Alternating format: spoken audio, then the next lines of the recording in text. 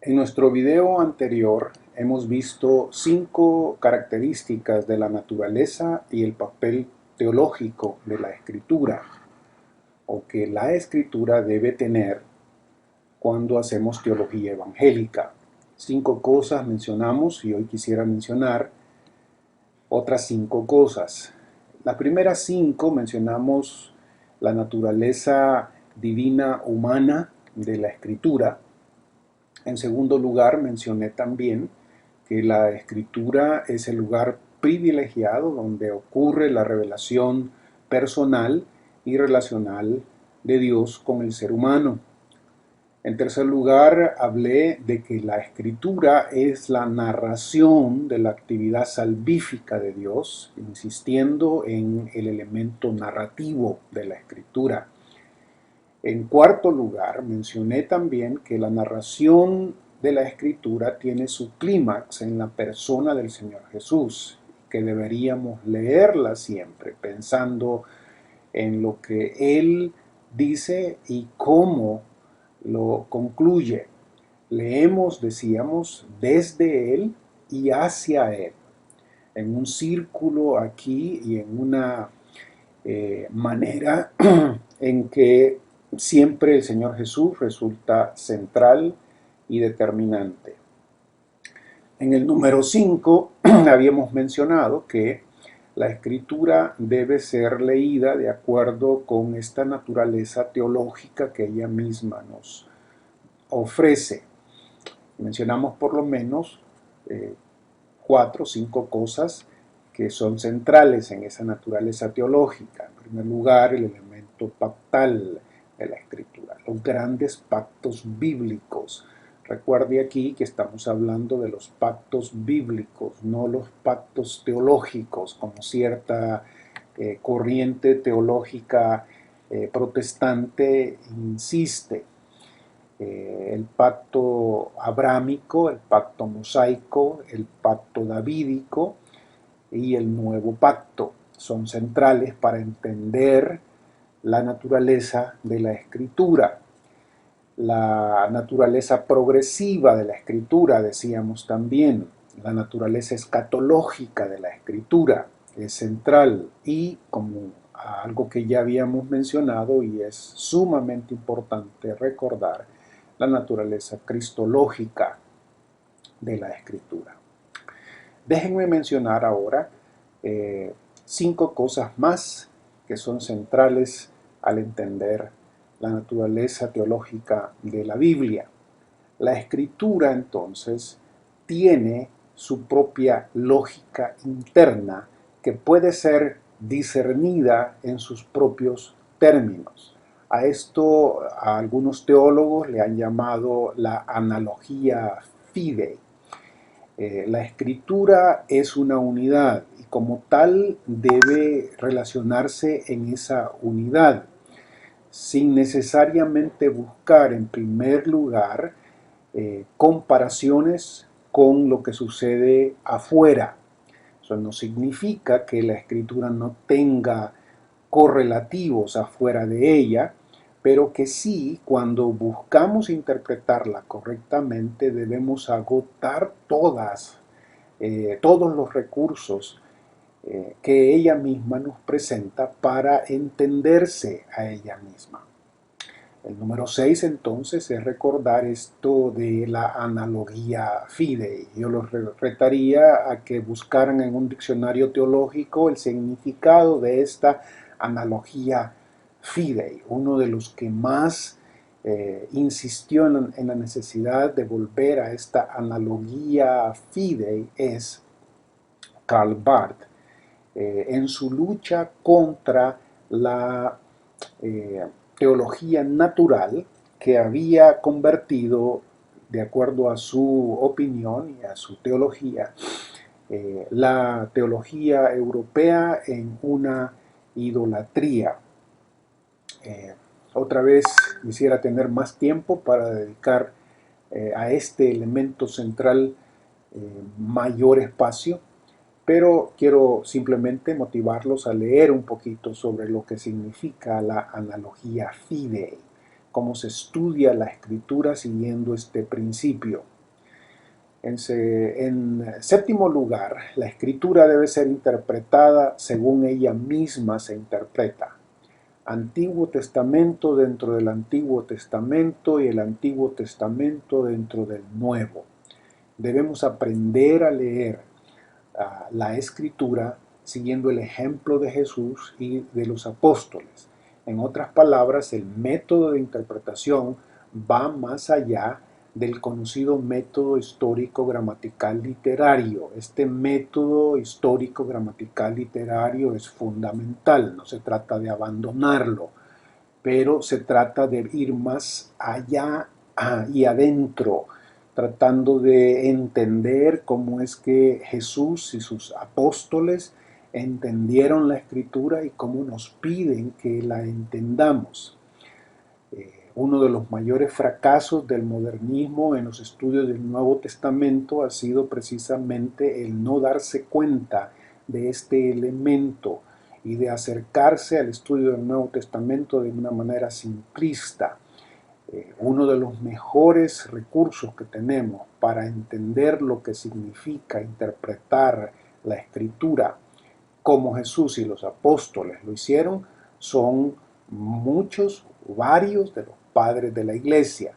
Es cierto, estos padres de la iglesia se les conoce a estos hombres de los primeros siglos, hasta el siglo IV, siglo V. La mayoría de ellos eran doctos en las escrituras de una manera en que nosotros no hemos podido serlo, no hemos llegado a serlo, ni siquiera los grandes hombres del siglo XX. Leer a estos hombres nos instruye sobre cómo se debe leer la escritura y encontrar en ellos líderes que nos guían para entender cómo el Señor Jesús conecta ciertas cosas del Antiguo Testamento con el Nuevo. Entonces, insisto, no se trata de simplemente rechazar el método histórico gramático literal, por supuesto, o literario, por supuesto, hay que mantenerlo, pero debe irse un poco más allá. Esto debe hacerse con cuidado, sí, porque no se trata simplemente de el ejercicio de un joven teólogo con su imaginación y su fantasía. No, se trata de un razonamiento, como lo encontrará en la mayoría de los padres de la iglesia, es un razonamiento maduro, un razonamiento adecuado, moderado, por supuesto con algunas excepciones de las que seguramente ustedes han oído, algunos de los abusos cometidos por algunos padres de la iglesia en su interpretación, algunos de carácter alegórico. Pero no estamos pensando aquí en la alegoría de un Orígenes, por ejemplo, que con todo y tener abusos también es alguien del que podemos aprender. El siguiente punto es importante y lo hemos insistido ya desde hace un par de videos, señalar que la escritura no es la única autoridad de la teología. Ella, la escritura, es la autoridad suprema de la teología. Con esto se quiere subrayar que la escritura es el juez supremo de nuestras convicciones teológicas, pero que si somos honestos con la manera en que interpretamos el mundo, interpretamos la vida, interpretamos nuestras decisiones, siempre encontraremos otros elementos, otros entes que ejercen autoridad sobre nosotros. La denominación nuestra, por ejemplo, ejerce cierto tipo de autoridad sobre nosotros, lo queramos o no, lo sintamos o no. Así es, la historia, nuestra experiencia, tantos otros elementos, ¿no?, en los que vivimos ejercen autoridad sobre nosotros. Y por supuesto la pregunta última será, cuando estos dos entes, la escritura y cualquier otro elemento, se contradicen, ¿a quién le damos mayor posición? Pero es importante recalcar esto, a diferencia de aquellos que creen que la escritura es la única autoridad de la teología es que si decimos eso, frecuentemente lo que hacemos es esconder nuestros prejuicios, esconder, disfrazar nuestras convicciones denominacionales o de experiencias o culturales y disfrazarlas de la autoridad de la Biblia, lo cual no es correcto hablando teológicamente. Es más honesto reconocer que tenemos una serie de otros factores que ejercen autoridad sobre nosotros y el teólogo se viera confrontado con estas otras autoridades mientras lucha en su entendimiento de la Escritura y trata de colocar a la Escritura como último juez. Número 9. El propósito principal de la teología es el de exponer el mensaje de Dios en la Escritura. Y entonces, y solo entonces, trata de contestar las preguntas que la realidad le presenta. Este es un punto relacionado con el acercamiento que tenemos a la Escritura. Ha habido teólogos en el tiempo contemporáneo, por ejemplo, en el que han definido la tarea de la teología como una en la que se le hace preguntas al texto. Paul Tillich, por ejemplo, es famoso por su método de correlación, en donde describía la teología como tratando de contestar las preguntas que el ser humano tiene. Contestar preguntas es una función importante de la teología, obviamente, pero la primera función de la teología no es contestar preguntas del ser humano. Todas estas preguntas son importantes y debemos recordar que algunas de ellas pueden estar marcadas por nuestra propia pecaminosidad, por nuestra curiosidad más allá de lo que el texto bíblico nos quiere dar. Por eso, el propósito principal de la teología no es el de contestar en primer lugar preguntas del ser humano. El propósito principal de la teología es el exponer el mensaje de la Escritura. Y entonces, a la luz de esta exposición del mensaje de la Escritura, entonces contestar las preguntas relevantes a ella. Hay una diferencia importante en este sentido. Yo diría que este propósito no solo es el propósito principal de la teología, sino también de la predicación de la iglesia, la predicación desde el púlpito y la predicación, el mensaje que se ofrece no es en primer lugar el que responde a las preguntas del humano en el tiempo en el que se hace.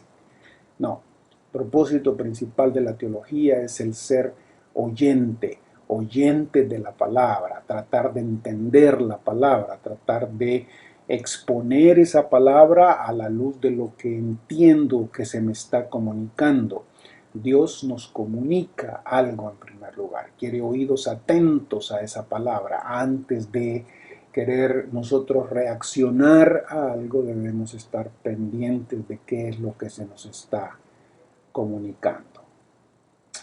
En último lugar, el número 10 aquí, debe recordarse que la Escritura también nos debería servir no solo para nuestra teología en términos del contenido. La teología debería ser guiada por la Escritura no solo en términos del contenido de la Escritura, sino también en su metodología, por ejemplo. Eh, algunos errores se cometen cuando se pasa por alto este principio. Queremos aprender de la Escritura no solo el contenido, que es importante, es valioso, es útil, tal como el apóstol nos recuerda allá en Timoteo, que la Escritura es útil para redarguir, para corregir, para instruir en justicia. Esa utilidad, sin embargo, no solo debería verse en términos del contenido, la doctrina de Dios, la doctrina del hombre, la doctrina de la iglesia o del pecado o de la salvación, que son elementos importantes obviamente. Pero la teología también debería aprovecharse de la Escritura en términos metodológicos. ¿Cómo está escrita la Escritura? Y ya he subrayado eso anteriormente diciendo que la escritura ocupa mucha narración. La escritura narra, la escritura cuenta la historia de salvación. De acuerdo con los géneros en los que la escritura ha sido escrita, la escritura también tiene otros propósitos. Por ejemplo, el libro de los Salmos es obvio que además de darnos contenido, el contenido teológico de cada uno de esos salmos, es una invitación a que trabajemos una teología en donde la doxología sea central, en donde se alabe a Dios y se alabe con poesía, se alabe con estos recursos que la prosa muchas veces no tiene. La narración de historias es central para la metodología de la escritura y nosotros deberíamos recuperar esa metodología en nuestra teología. La teología narrativa es una de las teologías contemporáneas que ha cobrado mucho énfasis en nuestro tiempo porque recupera el elemento de mirar en los escritores bíblicos más que simplemente hombres y mujeres que nos están dando pedacitos de sabiduría en cada versículo. El memorizar un versículo, por ejemplo, como si ese versículo tuviera sentido fuera de la narrativa que se nos está dando por el escritor. Las narraciones de Mateo, Marcos, Lucas y Juan, por ejemplo, narraciones de la vida del Señor Jesús, cómo colocan las piezas estos evangelistas. Es importante cuando pensamos en hacer una teología narrativa. Algunos dicen y contrastan la teología sistemática con la teología narrativa, diciéndonos que no les gusta la teología sistemática y que sí les gusta la teología narrativa. Pero eso es un malentendimiento, porque la teología sistemática, para que sea sistemática, necesita, en primer lugar, necesita un orden. Necesita un orden. Si hay orden, es sistemático. No necesariamente tienen que ser el orden que algunas teologías sistemáticas siguen, pero si hay un orden, es sistemático. En segundo lugar, para que haya una teología sistemática debe haber un hilo conductor que surja de la misma narrativa o de las narrativas que estamos tratando de comprender en su totalidad. Y para que haya teología sistemática debe tratar de serse lo más inclusivo que se pueda. No se puede concentrar solo en un pedacito de la revelación, debe ser inclusiva, deben ser los 66 libros. Entonces, esas tres cosas pueden encontrarse también en la teología narrativa.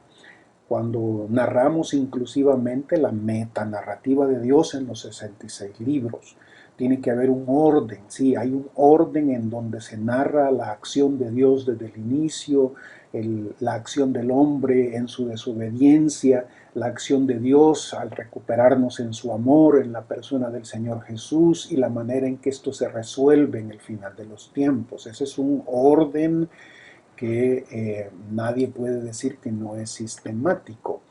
Y el hilo conductor que jala toda esta narrativa, por supuesto, todavía puede ser la gloria de Dios, la salvación del hombre, el reino de Dios y otras propuestas que se han dado para encontrar el centro de la teología sistemática. Quedamos con esos 5 elementos en nuestro segundo video, hermanos. Hemos completado 10 elementos de la naturaleza y función de la teología, o mejor dicho, de la escritura dentro de la teología. Los animo a seguir adelante, que el Señor me los bendiga.